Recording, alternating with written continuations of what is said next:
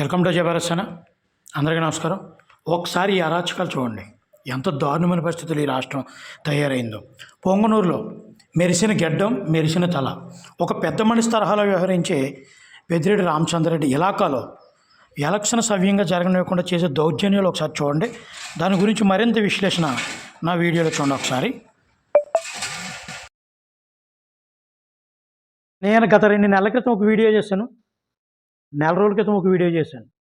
YCP దుర్మార్గపు చర్యలు ఏ విధంగా ఉంటాయి, ఎలక్షన్ దగ్గరలో గతంలో స్థానిక సంస్థ ఎలక్షన్లో ఏ విధంగా దుర్మార్గ పనులు చేసి ప్రత్యర్థి పార్టీలని లేదా ప్రతిపక్ష పార్టీలని భయపెట్టి ఏ విధంగా అయితే చేసిందో ఇప్పుడు ఎలక్షన్లో కూడా అదే కార్యక్రమాలు చేస్తుంది.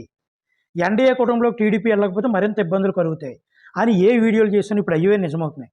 రానున్న రోజుల్లో ఎలక్షన్ దగ్గరికి వచ్చే రోజుల్లో మరింత దౌర్జన్యాలు పూనుకునే అవకాశాలు ఎందుకు ఉంటాయి. ఎందుకంటే మన దెందులూరులో టీడీపీ కార్యకర్తలని దౌర్జన్యం చేసే విషయంలో కానీ, పొంగనూరులో టీడీపీ ప్రచార వాహనాన్ని కాల్చివేసి డ్రైవర్ అందులో ఉండగానే ఎంత దుర్మార్గం చూసారా, మనుషుల్ని ఎంత దయ లేకుండా జాలి లేకుండా చంపేస్తారో చూసారా, ఎంత మూర్ఖుల్లో ప్రవర్తిస్తున్నారో చూసారా.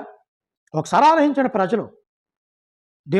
పొంగనూరులో టీడీపీ దాన్ని, అలాగే బీసీవై పార్టీ మన రామచంద్ర యాదవ్ గారు ప్రచారం చేస్తుండగా పొంగనూరులో పెద్దిరెడ్డి రామచంద్రరెడ్డి యాదవ్ గారి యొక్క గ్రామం స్వస్థలానికి ఆ ఏరియాలోకి ప్రచారం అంటే ఇక్కడ రాజ్యాంగం ప్రకారం ఏ వ్యక్తులైనా పోటీ చేసే అర్హత ఉంటుంది, ప్రచారం చేసే స్వేచ్ఛ స్వతంత్రాలు ఉంటాయి.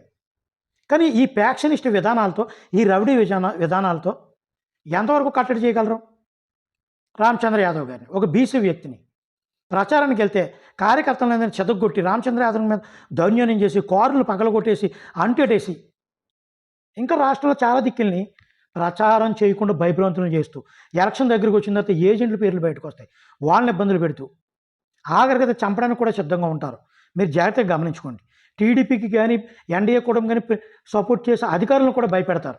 రేపొద్దున మా ప్రభుత్వం వస్తే మీకు చాలా ఇబ్బందులు ఉంటాయి. నిజంగా అధికారులు కూడా భయపడతారు. ఎందుకంటే నిజంగా వైసీపీ ప్రభుత్వం వస్తే జగన్మోహన్ రెడ్డి గారు ఇలా చేస్తారు, చంద్రబాబు నాయుడు గారు అయితే చేయకపోవచ్చు కానీ జగన్మోహన్ రెడ్డి గారు కక్ష సాధిస్తారు అని భయపడుతున్నారు అధికారులు కూడా.